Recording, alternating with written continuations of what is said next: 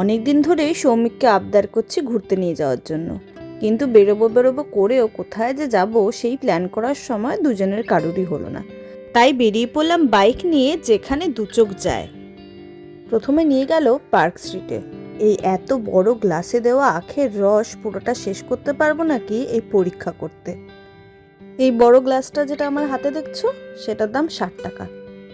না, টেস্ট তেমন আলাদা নয়, নর্মাল আখের রসের মতনই, কিন্তু এটা একটা আলাদা ভাইবস আছে।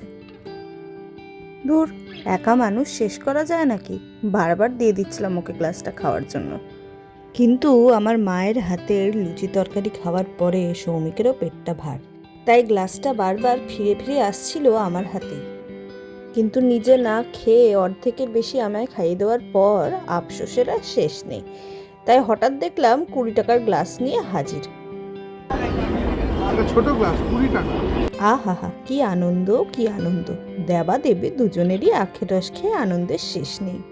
তবে আমাদের মতো পেটুক লোকেদের শুধু আখের রসে কিছু হবে না, তাই চলে গেছিলাম বাগবাজার ভাইরাল লালু ভুলুর ঘুগনি খেতে। কিন্তু সেটা তো পেলাম না, কোনো কারণে দোকানটি ছিল বন্ধ। একটু এগিয়ে যেতে দেখলাম কেএফসি স্টাইল সব চিকেন আইটেম, চিকেন পকোড়া থেকে শুরু করে পপকর্ন। আমরা 140 টাকারই পপকর্নটা নিয়েছিলাম, খেতে খুবই ভালো।